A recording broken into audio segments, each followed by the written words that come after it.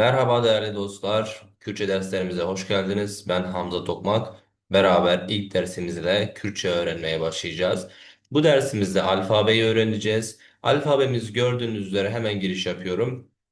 Türkçe'de kullandığımız Latin alfabesine çok benziyor fakat bazı değişik harflerimiz var. Hem yazım hem sesletim anlamında farklı olabiliyor. Onları şimdi beraber inceleyelim. Şimdi şöyle yapalım.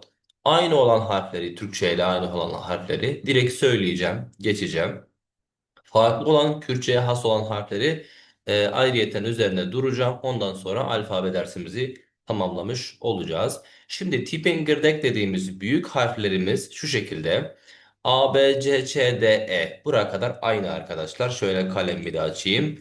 E harfi Kürtçe'ye has bir ses arkadaşlar. E harfinin üstüne şapka yazılmış haline biz E diyoruz. Bunu sürekli tekrar ederek, telaffuzunu pratik ederek oturtabilirsiniz arkadaşlar. Başta biraz zorlanabilirsiniz. E. Sonrasında F, G, H aynı. Bir de I harfimiz var arkadaşlar. I harfimiz büyük yazıldığında bu şekilde yazılır. Küçük yazıldığında noktalı bir şekilde yazılır. Yani İngilizce mantıklı aynı.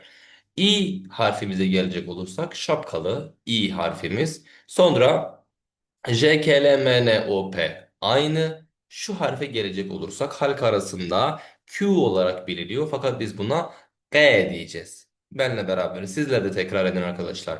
G. Sonrasında R, S, Ş, T aynı. Fakat şu iki harfimizde biraz farklılık var arkadaşlar. Gördüğümüz ilk harfimiz şu ikisinden.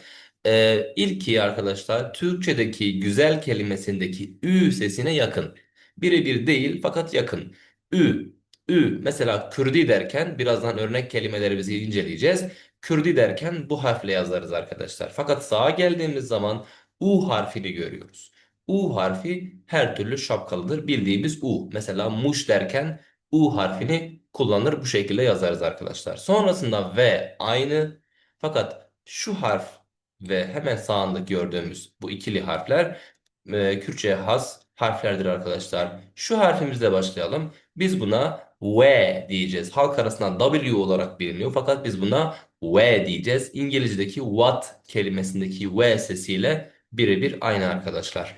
Sağa geldiğimiz zaman halk arasında X veya X olarak biliniyor. Biz buna H diyeceğiz. Biraz gırtlaktan H sesini çıkaracağız. Ardından Y sesi var, bir de Z sesi var arkadaşlar. Şimdi burada söyleniş bakımından zorlanabileceğiniz harfler H, V, U, bir de E harfi arkadaşlar. Bunları gün içerisinde sürekli tekrar ederseniz şu şekil E veya H,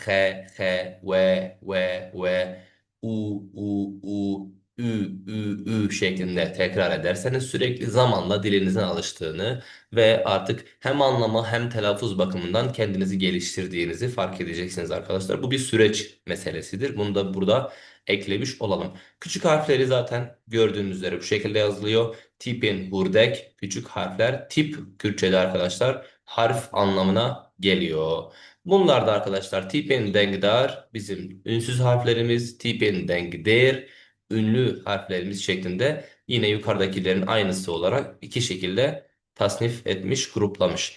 Bir de arkadaşlar çift ünsüz dediğimiz iki tane ünsüzün yanına gelerek tek bir ses çıkarması durumu var. O da tek bir örneği var Kürtçe'de arkadaşlar. Kurmancı lehçesinde. H, V. Bu iki harfi az önce görmüştük. H, V. Bu ikisi birleşir ve tek bir ses çıkarır ortaya. Hue. Hue. H artı V birleşir. Hue sesi çıkarır ortaya. Bunu da pratikle yavaş yavaş öğrenirsiniz arkadaşlar. Sorun değil. Şimdi örnek kelimelerimiz üzerinden okuyacağız. Siz bunları anlamlarıyla beraber ve telaffuz biçimleriyle beraber iyice dinleyin arkadaşlar. Notlarınızı alın. Bunları tek bir derste halledeceğinize eminim.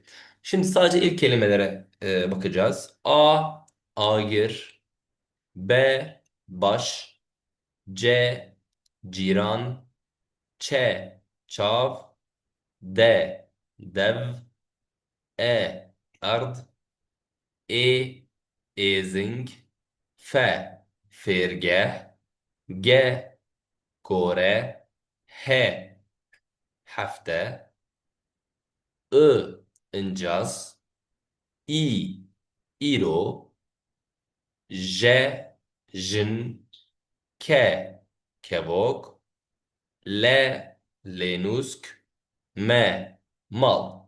Sağ tarafa geçecek olursak arkadaşlar, affedersiniz. N nan, O ol, P pel, Q oleng, R roj, S sev, Ş şev, T tip, Ü üti, U ur, V vızık, W werdek, H halat, Y yek, Z ziv, Xwe xwendin ya da xwe ya da xwe arkadaşlar. Bu gördüğünüz örnek kelimeleri benim telaffuz ettiğim şekilde sizler de birkaç kere veya gün içerisinde belli aralıklarla tekrar tekrar telaffuz ederseniz alfabeyi çözmemeniz için hiçbir sebep yok arkadaşlar. Dil bir süreç meselesidir. Süreçle beraber bunu zaten öğreneceksiniz arkadaşlar. Alfabe dersimiz bu kadar. Kendinize iyi bakın arkadaşlar. Bu kadar.